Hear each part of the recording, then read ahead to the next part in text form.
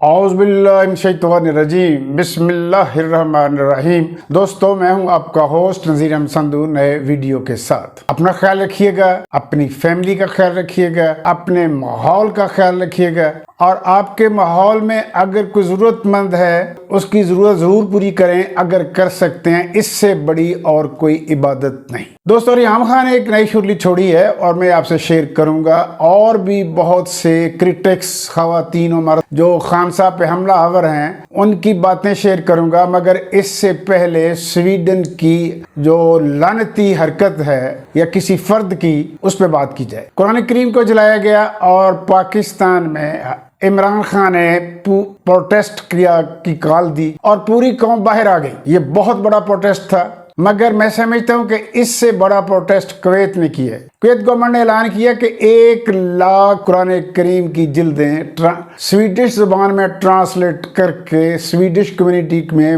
मुफ्त तकसीम की जाए ताकि उसको पढ़ें, समझें, जानें और फैसला करें कि क्या ये जलाने वाली किताब है या हदायत की किताब। अब आते हैं जो मैंने पहली बात की है। कुछ सहाफ़ियों ने, कुछ सियासतदानों ने जो ये मशगला बना लिया है, हॉबी बना ली है कि खान साहब पे क्रिटिसाइज करना है, उनको डी करैक्टराइज करना है उनके, लेकिन ये उनको मालूम है कि पाकिस्तान में अगर 24 करोड़ में से 22 करोड़ इंसाफी हैं तो एक भी बंदा नहीं मिलेगा जो उनकी इस क्रिटिसिज्म को तस्लीम करे, मगर इसके बावजूद वो कर रहे हैं। आम खाना बात है, पूरी कौम इमरान खान के साथ है, उन्हें इक़्तिदार मिले ना मिले मगर लोग उनके साथ हैं। अब आते हैं कि ख़वातीन जो क्रिटिसाइज कर रही हैं, आसमा शिराजी हैं, कॉलमिस्ट हैं, सर पे एक स्कार्फ बैन कर आ जाती हैं, मगर ये भी पता है सबको है कि अमेरिकन एम्बेसी में वो किस तरह के डांस करती हैं। बीबीसी में एक कॉलम लिखती हैं और वहाँ भी उनका मौजू इमरान खान पे क्रिटिसिज्म होता है। फिरदौस आशिक अमान फरमाती हैं कि मैं वज़ीर इत्तलात जब बनी तो खान साहब ने बनी गाला में काबीना की मीटिंग बुलाई हुई थी और मैं भी वहाँ गई। मैं लेट थी, ये मुमकिन नहीं है। एक तो औरतें पहले जाती हैं, वो पहली दफ़ा वज़ीर इत्तलात बनी थी और फिर वज़ीर इत्तलात का तो काम वज़ीर आज़म से पहले मौजूद होना होता है। तो सबसे बड़ा झूठ तो ये है। कहती मैं लेट हो गई तो जिस हॉल में मीटिंग हो रही थी उसका कमरा खुला तो मुझे पता नहीं चला, मैंने नीचे पाँव रखा तो मेरे पाँव के नीचे से कुत्ता आ गया, उसकी चीखें निकल गई। जाहिर है इतना बड़ा पाँव है। पता चला ये शेरू है और ये शेरू वही है जिसे नून लीग की औरतें कहती हैं कि ये बुशरा बीबी का जिन है जो बनी गाला में घूमता रहता, यानी फिरदौस आशिक अमान का पाँव के नीचे जिन आ गया। फरमाती हैं कि बुशरा बीबी ने इमरान खान को हिप्नोटाइज कर रखा है, वो काले जादू की माहिर हैं, उन्होंने उस पर जादू कर रखा, वो उनकी हर बात मानते हैं। उनके दौर में जितनी भी पोस्टिंग ट्रांसफ़र होती थी वो खान साहब करते थे। चलें आगे चलते।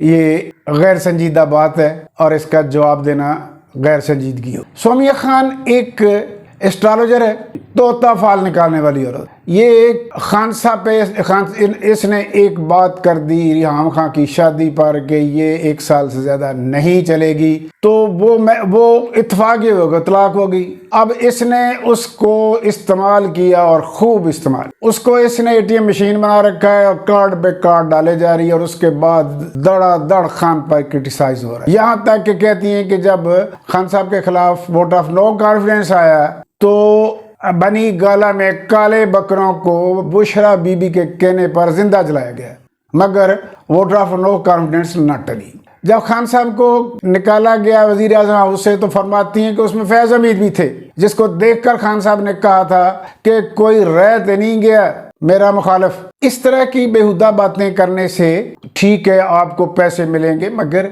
ये डिकरेक्टराइज करना, आमकाना बातें करना कोई मान ही नहीं रहा। अब आते हैं रिहाम खान की तरफ, जैसे नई शुरली छोड़ी है। वो कहती हैं कि मुझे तीसरी शादी के बाद पता चला कि खाविंद यानी शौहर घर चलाता है, यानी ग्रोसरी वगैरह सारे खर्चे शौहर। मतलब ये कि खान साहब से पहले जो डॉक्टर साहब थे उनका घर भी ये चलाती थी। जाहिर है कोई तालीम तो थी नहीं, मैट्रिक के बाद इनकी शादी हो गई थी भीख मांग के उनका घर चलाती थी। वो मोहतरमा बात करने से पहले 1000 बार सोचना चाहिए। आपका क्या सोर्स था?